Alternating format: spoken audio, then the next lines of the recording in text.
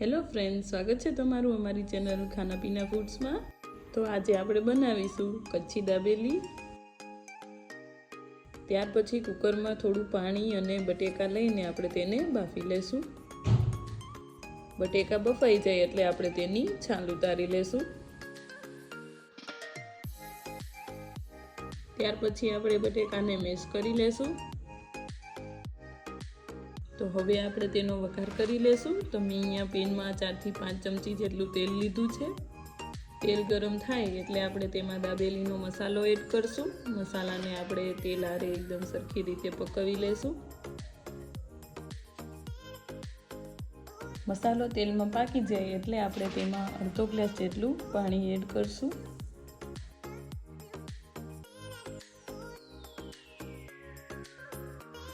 મસાલાવાળી gravy ઉકળી જાય એટલે આપણે તેમાં જે બાફેલા બટેકા રાખેલા એ એડ કરી દેશું અને ત્યાર પછી ગ્રેવી અને મસાલાને મિક્સ કરી દેશું।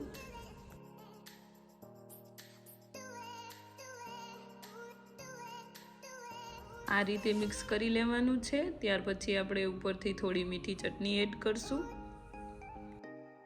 ત્યાર પછી મસાલાને આપણે એક પ્લેટમાં કાઢી લેશું અને આ રીતે ફેલાવી લેશું। પછી આપણે ઉપર થોડી મસાલા સિંગ એડ કરશું, ઝીણી સમારેલી ડુંગળી,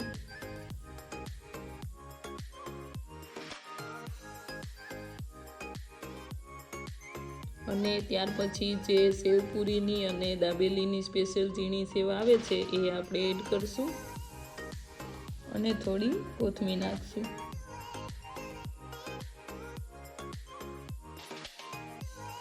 પછી આપણે આ રીતે એક પાવ લઈને તેને વચ્ચેથી કટ કરી લેશું અને બે બાજુ આપણે મીઠી ચટણી લગાવી લેશું। પછી આપણે જે બટેકાનું સ્ટફિંગ તૈયાર કરેલું એ ભરી દેશું।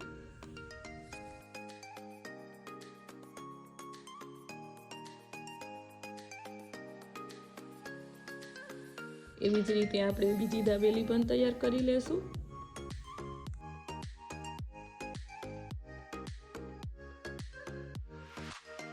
હવે આપણે દાબેલીને શેકી લેશું। તો મેં અહીંયા તવા પર 1 ચમચી જેટલું ઘી નાખ્યું છે। તમે તેને તેલમાં પણ શેકી શકો છો। દાબેલીને શેકવા માટે મૂકી દેશું। આ રીતે ફેરવીને આપણે તેને શેકી લેવાની છે।